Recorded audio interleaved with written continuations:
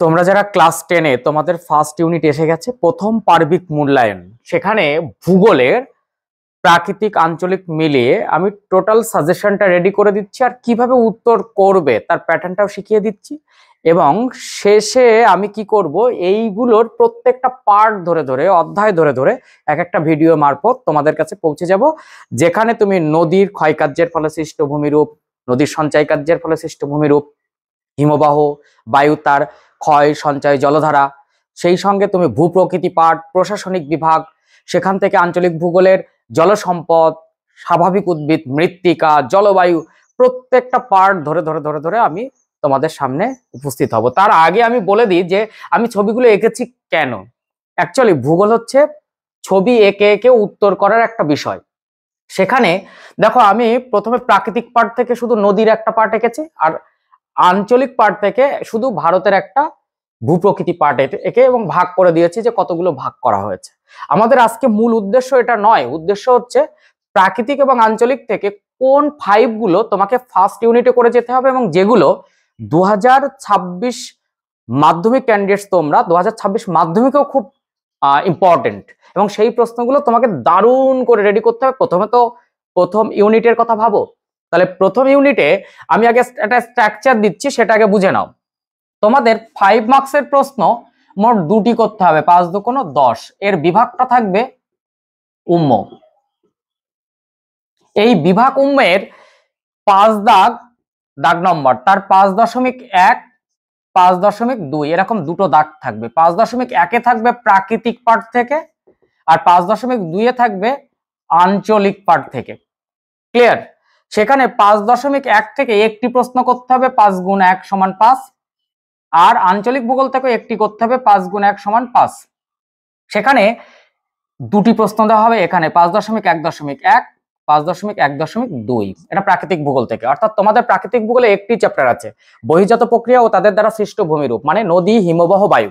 আর আঞ্চলিক ভূগোল থেকেও দুটি প্রশ্ন দেওয়া হবে, 5.2.1, 5.2.2। সেখানেও তোমাকে একটি প্রশ্নের উত্তর করতে হবে। এখানে কি কি আছে? প্রশাসনিক বিভাগ, মানে আঞ্চলিক ভূগোলের প্রত্যেক প্রাকৃতিক পার্টটা প্রশাসনিক বিভাগ, ভূপ্রকৃতি, জলসম্পদ, জলবায়ু, মৃত্তিকা, স্বাভাবিক উদ্ভিদ, এই টোটাল পার্টটা তোমাদের হচ্ছে ফার্স্ট ইউনিট বা প্রথম পার্বিক মূল্যায়নে বা প্রথম সামিটিভে। এখন আমার কথা হচ্ছে যে তোমরা এই 5 মার্কসের জন্য কোন প্রশ্নগুলো করবে আগে ক্লিয়ার করে নাও। আমি এই 5.1.1 এই প্রশ্নটার জন্য দুটি প্রশ্ন বলবো, আর 5.1.2 এর জন্য আমি 6টি প্রশ্ন বলবো। তার থেকে একটি প্রশ্ন বাদ দিতে হবে, 2025 মাধ্যমিকে এসে গেছে। তাই কোনো কোনো স্কুল যদি 2025টাকে লক্ষ্য রেখে করে, তাহলে একটি প্রশ্ন বাদ দিয়ে এখানে 5টি প্রশ্নের মধ্যে থেকে একটি প্রশ্ন হবে, আর উপরে দুটি প্রশ্ন থেকে একটি হবে। কোনটা সেটা পরে বলছি। আর এখানে আমি এই পার্ট থেকে তোমাকে 5টি প্রশ্ন বলবো, 5টি প্রশ্ন বলবো, আর এই পার্ট থেকে 5টি প্রশ্ন বলবো। তুমি যদি এই 5টি প্রশ্ন করো তাহলে এই প্রশ্নটা কমন পেয়ে যাবে, যদি এই 5টি করো তাহলে এই প্রশ্নটা কমন পেয়ে যাবে। তোমাকে কিন্তু একটি করে করতে হবে। তাহলে আমি প্রথমে প্রাকৃতিক ভূগোল দিয়ে শুরু করি। দেখো, প্রাকৃতিক ভূগোলে আমি 5.1.1 এর জন্য দুটি প্রশ্ন বেছেছি। সেটা হচ্ছে নদীর ক্ষয়কার্যের ফলে সৃষ্ট 3টি ভূমিরূপের সংক্ষিপ্ত পরিচয় দাও চিত্র সহ, অথবা আর একটা প্রশ্ন বেছেছি, সেটা হচ্ছে নদীর সঞ্চয় কার্যের ফলে সৃষ্ট 3টি ভূমিরূপের সংক্ষিপ্ত পরিচয় দাও। ওই জন্য দেখো আমি এই ছবিগুলো এঁকেছি।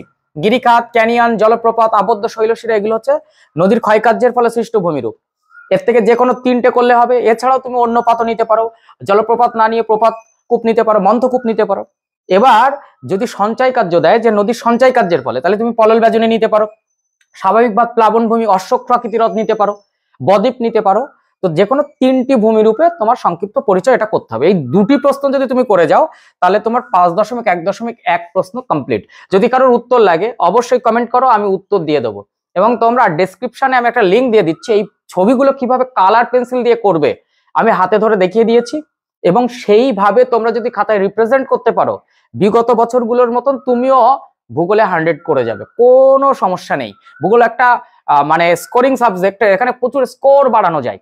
কাজেই 100 করার একটা সাবজেক্ট এখানে কিন্তু একটি নাম্বারও তুমি ফেলে দিও না। এবার আসবো 5.1.2 এর এই প্রশ্নটা যদি তুমি করো তাহলে তোমাকে 5টি প্রশ্ন তোমাকে করতে হবে। তুমি সবার আগে বাদ দেবে হিমবাহের ক্ষয়কার্য এসে গেছে, তুমি করবে হিমবাহের সঞ্চয় কার্যের ফলে সৃষ্ট ভূমিরূপ, হিমবাহ ও জলধারার মিলিত কার্যের ফলে সৃষ্ট ভূমিরূপ, বায়ুর ক্ষয় কার্যের ফলে সৃষ্ট ভূমিরূপ, বায়ুর সঞ্চয় কার্যের ফলে সৃষ্ট ভূমিরূপ, বায়ু ও জলধারার মিলিত কার্যের ফলে সৃষ্ট ভূমিরূপ।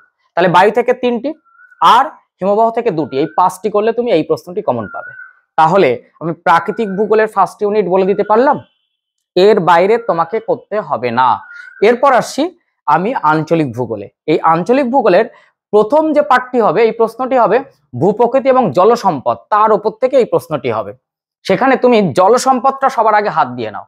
উত্তর ভারতের নদ নদীর সংক্ষিপ্ত পরিচয় দাও। সেখানে উত্তর ভারতের নদ নদী যখন করবে তখন তুমি গঙ্গা, ব্রহ্মপুত্র এবং সিন্ধু, এই 3টে নদী করলে হয়ে যাবে। আর দক্ষিণ ভারতের নদ নদীর সংক্ষিপ্ত পরিচয় দাও। এই প্রশ্নটি দিলে তুমি দক্ষিণ ভারতের নদীকে 2টি ভাগে ভাগ করা যায়, ডান হাত মানে পূর্ব উপকূলের আর পশ্চিম উপকূলের। সেখানে পূর্ব উপকূলের মহানদী কৃষ্ণা, কাবেরী, গোদাবরী, আর পশ্চিম উপকূলে তুমি 2টো দিলেই হয়ে যাবে, নর্মদা আর তাপ্তি। এছাড়া এই অধ্যায় থেকে আরো 2টো প্রশ্ন করতে হবে। তার মধ্যে এখন যেটা বলবো সব থেকে বেশি ইম্পর্টেন্ট, উত্তর ও দক্ষিণ ভারতের নদ নদীর তুলনা করো। তাহলে সেখানে পার্থক্য শুধু লিখবে না, পার্থক্যের সঙ্গে মানে সাদৃশ্য বৈসাদৃশ্য দুটোই লিখবে। আর এই জল সম্পদ থেকে আরেকটি প্রশ্ন করবে, ভারতে কি কি পদ্ধতিতে জলসেচ করা হয় তাদের সংক্ষিপ্ত পরিচয় দাও। তাহলে তুমি 5.2.1 জন্য একটা প্রশ্ন এখান থেকে পাওয়ার চান্সেস রয়েছে। তাছাড়া তুমি ভূপ্রকৃতি থেকে এখান থেকে করবে। ভূপ্রকৃতি কি, ভারতের ভূপ্রকৃতিকে কটি ভাগে ভাগ করা যায়, কি কি, তার যে কোনো একটি সংক্ষিপ্ত পরিচয়। সেখানে তুমি উপকূলীয় সমভূমির ভূপ্রকৃতির পরিচয়টা করে রেখো। যদি নাম উল্লেখ করে দেওয়া হয় তাহলে উপকূলীয় সমভূমিটা দেওয়ার চান্সেস খুব বেশি। এছাড়া তুমি করবে প্রস্থ বরাবর হিমালয় পর্বতের ভূপ্রকৃতির বৈশিষ্ট্য, দৈর্ঘ্য বরাবর হিমালয় পর্বতের ভূপ্রকৃতির বৈশিষ্ট্য। এই প্রশ্নগুলো তুমি করবে 5.2.1 জন্য।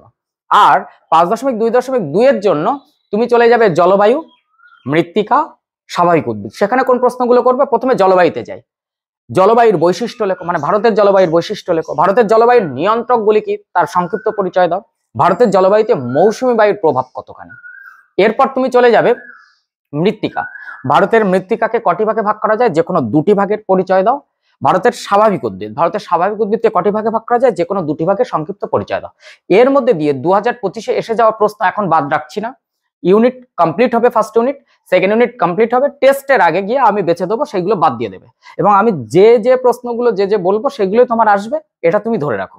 কারণ যারা এবার মাধ্যমিক দিয়েছে 2025, তারা এই চ্যানেল ফলো করেছে, তাদের কাছে তুমি শুনে নাও, তোমার স্কুলের যে কোনো দাদা দিদিদের কাছে। আর তার সঙ্গে 2024-এ যারা মাধ্যমিক দিয়েছে তারাও জানে, বিগত কয়েক বছর ধরে নিউ সিলেবাস 17 সাল, সেই 17 সাল থেকে আমি প্রত্যেকটা এইভাবে মিলিয়ে দিচ্ছি। এখন প্রশ্ন হবে, স্যার আমি তো 5 প্রশ্ন 2টোর জন্য 10-এর জন্য পেলাম, আর 30 কি হবে? তোমাদের এর পরে বিভাগ ঘয়ে থাকবে 3 নং প্রশ্নাবলী। সেই 3-এর জন্য প্রাকৃতিক ভূগোল থেকে 2টি দেবে, 1টি করতে হবে, আর আঞ্চলিক থেকে 2টি দেবে, 1টি করতে হবে। তাহলে প্রাকৃতিক থেকে 3 গুণ 1, আঞ্চলিক থেকে 3 গুণ 1, তাহলে 3 আর 3 6 নম্বর হচ্ছে তোমাদের 3 নম্বরের জন্য। এরপরে বিভাগ চলে আসবে গ। বিভাগ গয়ে তোমাকে 2 নম্বরের প্রশ্ন করতে হবে। সেই 2 নম্বরে প্রাকৃতিক থেকে করতে হবে 2টো, আর আঞ্চলিক থেকে করতে হবে 2টো। তাহলে সেক্ষেত্রে 4 4 8 নম্বর হচ্ছে তোমার এই 2 মার্কসের জন্য। তাহলে সেই অর্থে 5 2 10, 8 3 3 6, তাহলে 24 নম্বর কিন্তু আমি বলে দিলাম। থাকলো কত?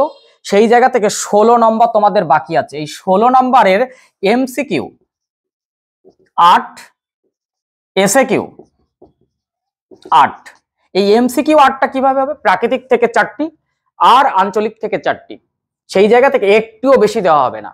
কিন্তু এসএকিউ এর ক্ষেত্রে 8টির জায়গায় তোমার 10 থেকে 12টি থাকবে, কারণ এখানে অনেকগুলো পার্ট থাকবে। 2-1 কথায় উত্তর, সেখানে হয়তো 2-3টে দিলে বললে 2টো করো, আবার সত্য মিথ্যা, আবার ডান দিক বাম দিক, এই ধরনের প্রশ্ন এসএকিউতে থাকবে। তাহলে এসএকিউতে তুমি অপশন পাবে, কিন্তু এমসিকিউতে কিন্তু অপশন পাবে না। এখন প্রশ্ন হচ্ছে এমসিকিউ এসএকিউ 2-3-এর জন্য আমি নেক্সট ভিডিওতে টোটাল পার্টটা বলে দেবো। তো এই হচ্ছে তোমাদের 5 মার্কস, এবং কিভাবে রিপ্রেজেন্ট করতে হয় প্রত্যেকটা উত্তর, সেগুলো আমি পরপর করে তোমাদের জানাচ্ছি। এতদিন মাধ্যমিক উচ্চ মাধ্যমিক ছিল, তাই তোমাদের জন্য একেবারে নজর দিতে পারিনি। এখন তোমরাই সম্পূর্ণ, এবং তোমাদের জন্যই আমি সময়টা দেব। তো বলো তোমাদের কেমন লাগলো এই বিষয়টা? তোমরা যে নম্বর বিভাজনটা বুঝে গেলে এবং 5 মার্কসের লিস্টটা করে নিলে, সেই জায়গা থেকে তুমি কিন্তু কমেন্ট করে জানাবে যে তোমার কেমন লাগলো আর তোমার কি চাহিদা আছে, এর মধ্যে থেকে এই 5 মার্কসের কোন উত্তরটা তোমার দরকার। আর যদি চ্যানেলে নতুন হও তাহলে অবশ্যই চ্যানেলটি সাবস্ক্রাইব করে পাশে থাকা বেল আইকনটি প্রেস করে রাখো। এইরকম তথ্য সমৃদ্ধ ভিডিও পেতে ভীষণ সুবিধা হবে। এরপর আমি ইতিহাসে আসবো, বাংলাতে আসবো, বাংলার প্রত্যেকটা গ্রামার পোর্শনে আসবো, মানে ব্যাকরণ পাঠ। তো সেই জায়গা থেকে তোমার অবশ্যই চ্যানেলটি কিন্তু সাবস্ক্রাইব করা প্রয়োজন। বন্ধুদের কাছে একটু শেয়ার করার অনুরোধ রইল। তো চলো নেক্সট ভিডিওতে দেখা হচ্ছে। টাটা।